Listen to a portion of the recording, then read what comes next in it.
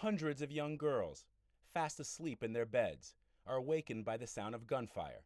Armed attackers have stormed their boarding school and set fire to dozens of buildings. Nearly 300 of them are dragged from their dorm, loaded onto trucks, and carried away deep into the forest. Amina Shawak is one of the lucky ones. She made a run for it and escaped.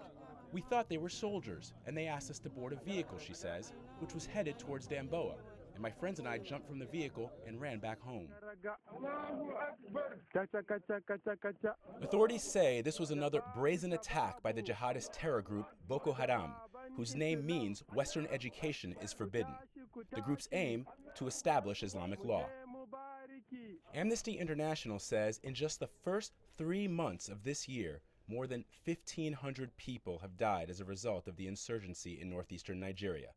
1,500. They've attacked churches, mosques, and markets. Entire villages have been razed to the ground, residents killed in firebomb attacks, shot, or hacked to death. This time, their targets were young girls. It's not the first time they've kidnapped young girls. In November, dozens were rescued during a raid by Nigerian security services. Some were pregnant, some had babies, and others were forced into marrying their kidnappers. And Boko Haram's campaign of terror is expanding. The same day the girls from Chibok were kidnapped, the militants carried out an attack on a crowded bus station in Nigeria's capital, Abuja, killing 71 people and wounding more than 130. What I see all around me here, in addition to the shards of glass and the hunks of metal torn from the sides of these buses by the force of this blast, are personal belongings, and they're mixed with human blood and tissue. Attacks like this have become part of the reality of everyday life here. But this latest kidnapping has gripped the heart of the nation and exposed the inability of Nigeria's government to protect its citizens. I'm a young mother, so I can't imagine any mother going through this.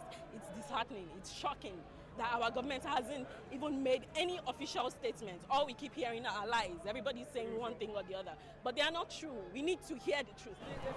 Close to 3 weeks later, no one can say exactly how many girls are actually missing. Authorities put the number at more than 220, but have said that could grow. Officials have not released their names or photos, and the military has refused to share information about their search and rescue effort, which they say is ongoing. But fear for the girls' safety and anger at the government response is growing. Protests and rallies have been staged in several cities. Meanwhile, in Chibok, mothers and fathers, sisters and brothers wait helplessly, not knowing where these girls are and if they'll ever come home. Vladimir Duthiers, CNN, Lagos.